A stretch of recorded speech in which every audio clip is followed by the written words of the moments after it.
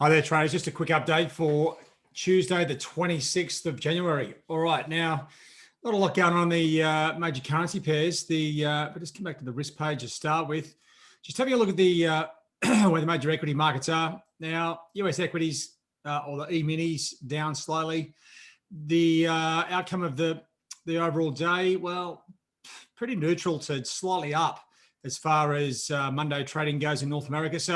But we haven't really seen too much going on. And I've got to laugh. And this is one of those situations where, let me come back to the other news. You look at the news that's coming up, dollar advances as investors shy away from risk. Okay. And so this basically goes on. This is some of the crap that you can see out there.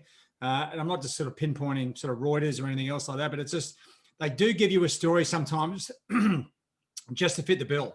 Now, it's saying the dollar edged higher against a basket of currencies on Monday as a burst of volatility in stock markets around the globe sapped investors' appetite for riskier currencies. And that's just whatever fits the bill. Now, if you come back and have a look exactly what's really happening and you get the data up in front of you, then you can start to piece it together. You look at the major pairs here, right? We're looking for a bit of uniformity across the board here. It's all pretty neutral. Right, so there's no major lead in here. The dollar index itself, it's sitting right in the middle of the range, right? And that's a good thing, right? Because that sets us up for potential moves either side, depending on where the direction and momentum comes from, whether that's the geopolitical side of things or perhaps some macroeconomic data. It'd be nice to see that sort of kick into gear. Now, let's just have a quick look at the charts. And you'll see what I'm talking about. There's not a lot of activity. The euro has had another little test of the top side here. It looks like failed just above the trend line 121.80, back in the middle of the range. The dollar index, as I said, is already there. So is dollar Swiss, dollar yen. And looks like dollar CAD has found a bit of steady ground here around 127.30.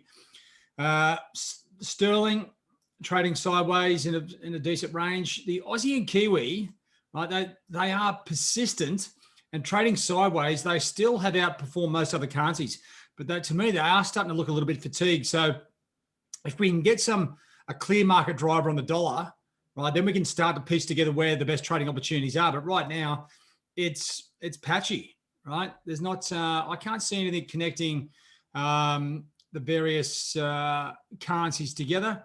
Just having a look here, just going back over the last. Well, that was the data last week. There's not a hell of a lot sort of connecting at the moment, but Biden's in, Trump's out. I'm seeing less news about the coronavirus. So maybe we're getting back closer to hearing a lot more from the central banks as we start 21. All right. And that's pretty much where we are at the moment, guys. It's sort of a bit of a wait and see, wait for the lead. This is where you've got to be patient, whether it comes from the equity markets themselves, right? Now, the North American market is shut. You're really focusing on, I got the wrong page up there. You're really focusing, if you've got the live feeds, focus on the E-minis, the futures on the equity markets, right? Any fresh moves, that's where these things are going to open up the next day. And if we do get some significant moves in the equities, check the major pairs and say the dollar relative strength. Try and isolate what's really moving the dollar around and which dollar pairs are moving.